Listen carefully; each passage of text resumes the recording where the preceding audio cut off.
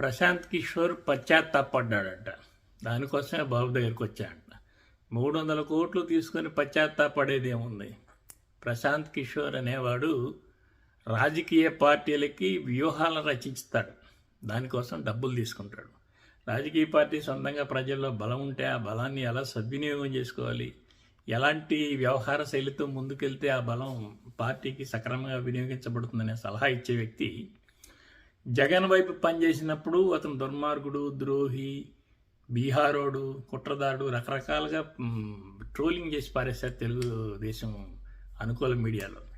ఇప్పుడు అతన్ని తీసుకొచ్చేసి అతను తప్పు తెలుసుకున్నాడు, పశ్చాత్తాపడ్డాడని ఇప్పుడు తెలుగుదేశం నాయకుడు ఆన వెంకటరామారెడ్డి వ్యాఖ్యానిస్తున్నాడు. పశ్చాత్తాపడటానికి బాబు గారిని గెలిచాడని. అయ్యా తప్పు తెలుసుకున్నాను, నన్ను క్షమించండి అని చెప్పి వచ్చాడా? దానికోసం 300 కోట్లు ఫీజు తీసుకోబోతున్నాడు. ప్రశాంత్ కిషోర్ చెప్తే గతంలో జగన్కి ఓట్లు వేయలేదు జనం. ఇప్పుడు ప్రశాంత్ కిషోర్ చెప్పినంత మాత్రం చంద్రబాబు ఓట్లు వేయరు.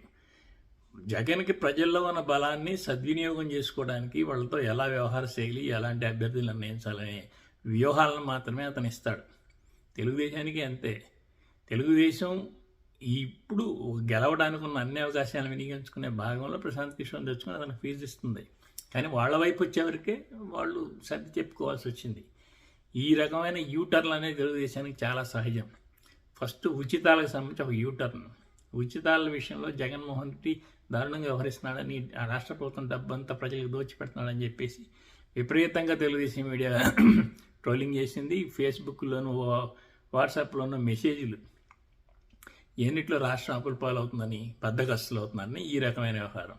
ఇప్పుడు వాళ్ళు దగ్గర 70 లక్షల కోట్ల నుంచి 1,00,000 కోట్ల వరకు, 70,000 నుంచి 1,00,000 కోట్ల వరకు ఖర్చు అయ్యే ఉచిత పథకాలను వాళ్ళు ప్రకటించారు. అది యూటర్నే కదా. బీజేపీ గొప్పదని చెప్పేసారు, తర్వాత అంతా పొత్తున్నారు. అది యూటర్న్.